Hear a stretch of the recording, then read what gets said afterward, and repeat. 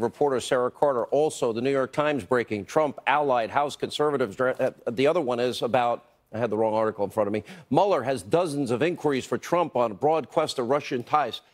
I am told by my sources tonight that the New York Times is full of crap, that those are not, a lot of those questions are not the questions that the special counsel is asking. Clearly a leak by the special counsel's office, again with anonymous sources. Your reaction to it? Well, this is certainly a disinformation campaign. Once again, Sean, I mean, we see stories like this over and over again, alleging collusion, saying that Mueller's going to ask about collusion, trying to keep this storyline alive, even though we know there's no evidence of any such collusion between President Trump, his campaign, and Russia.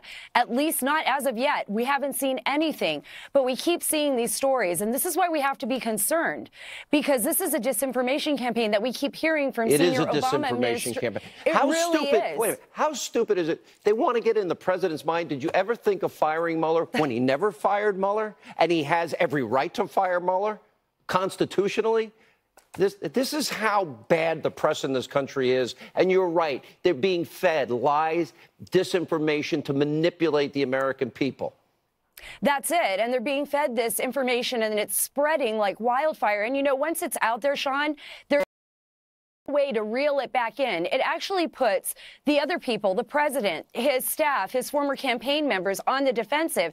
It's like they're guilty before they don't even have any evidence, and they're saying they're guilty of something, and then they have to go out on the defensive and try to prove themselves innocent.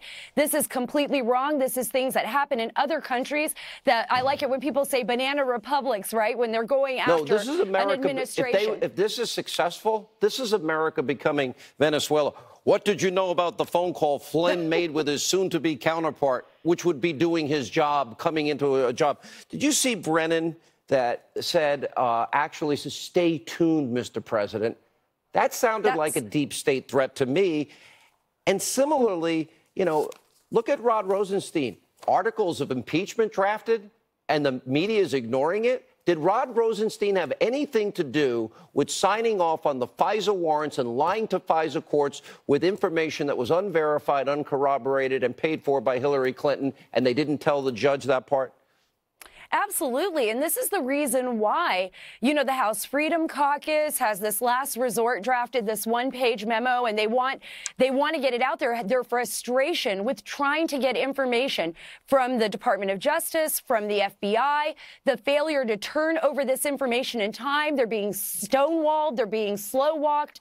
So this is an enormous frustration for congressional committees who have oversight over these departments. They know that there's failures here. They know that some of these investigations, now that they've looked into this, I mean, we would have never known anything, Sean, had it not been for these committees investigating this. Is this what Brennan is saying?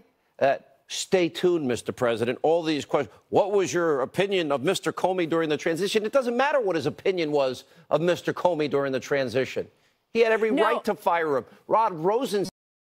FBI would never be cleaned out with Jim Comey in office. These New York Times questions, you could use it to burn in your fireplace tonight. He absolutely had a right to fire Comey. Absolutely. That was his privilege to fire Comey. And it wasn't just the president who wanted to fire Comey.